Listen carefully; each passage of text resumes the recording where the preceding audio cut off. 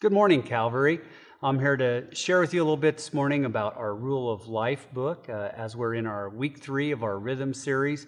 I hope that everyone has been able to spend some time developing their Rule of Life as we've followed along with our Rule of Life journals, and hope that they've been beneficial. If you're staying on schedule, we're on week 3. If you haven't been staying on schedule and you're a little behind, that's okay. It's that you're being consistent, stick with it, and building that rhythm. You've done some evaluating of your time, trying to develop a routine. For me, I know my Rule of Life has changed over the years. Drew talked a little bit on week 1 about everybody's got a different Rule of Life on their season.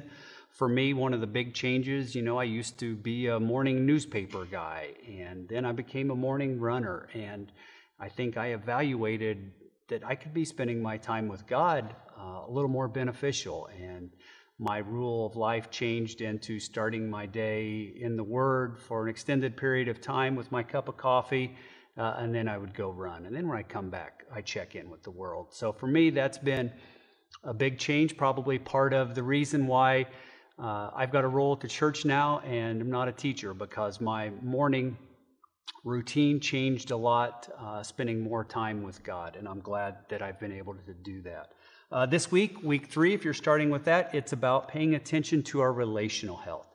It says that some people probably need to spend a little more time in their relationships with others. Some people maybe a little bit less, depending on who it is. Maybe it's your family, coworkers, whatever your community is, but evaluating your relational health. As we go through the week and evaluate that, one of the ways we find that we build community here at church is through our small groups. We encourage everyone to get in a small group.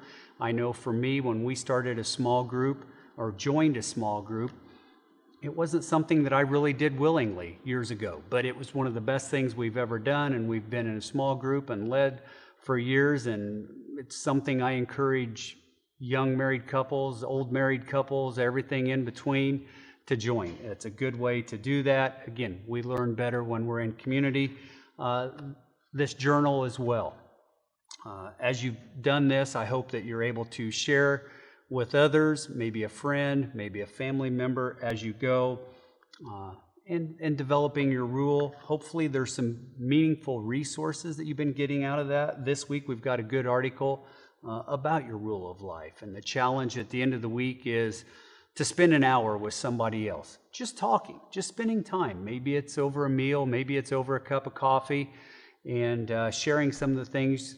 Yeah, I'm blessed. That's one of my parts of my job is I get to spend an hour with people talking, and I'd love to sit and talk with you if you'd like to over a cup of coffee or come in here at church. But I pray that you're finding the benefit of this journal and that you're developing a Rule of Life, becoming closer, more intentional with God, more like Jesus on a daily basis, and that it's help starting your day, starting your week off in a positive note.